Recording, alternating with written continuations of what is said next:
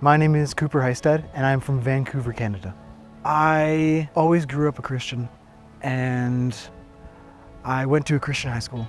But then after high school, I moved away from home to go to university. And I feel like I had the life that I always thought I wanted. I was happy.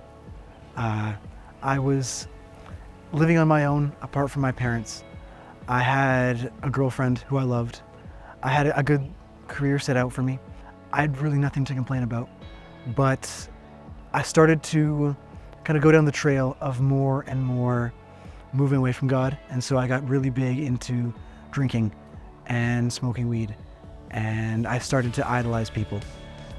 And at that time, I struggled a lot with depression and a lot of anxiety, really, really bad anxiety. I would wake up every morning and be like there was this weight on my chest and I couldn't breathe. And I looked out the window and I saw a plane take off. I just remember thinking, like, I need to run away. I need to get out of my environment. And so in that moment, the idea of Cape and Ray came to my mind, and how my dad had told me about it, and that he would help me pay for a Cape and Ray if I ever needed a gap year. And in that moment, I decided to go, not because of any Christian reason, but purely because I needed to run away. I thought I was running away, but looking back, it more seemed like I was running towards him, which was quite surreal for me to look at and think about in hindsight. When I first arrived at Cape and Ray, I was quite nervous and anxious to be here.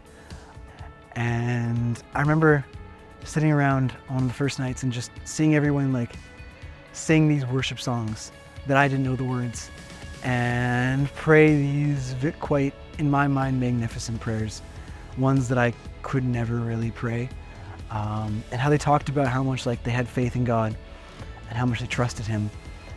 And it took me a while to actually realize that everyone's kind of the same. Not that everyone has the same struggles that I went through, but not everyone's perfect. But if you really get to talking to them and learn about their stories, everyone's quite authentic and quite vulnerable and quite open to sharing how deep down they don't often feel that way, and how feeling like you don't belong and feeling like you're not Christian enough to be here, that's not a problem, and that shouldn't make you shy away from coming or make you shy away from trying to, I guess, envelop yourself in the community. It should only strengthen you.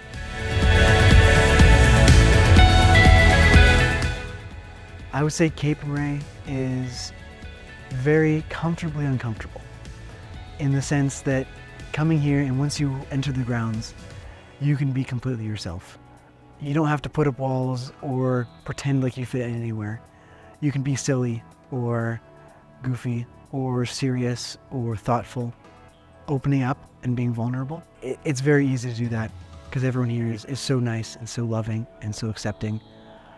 But it's uncomfortable in the sense that it's going to push you.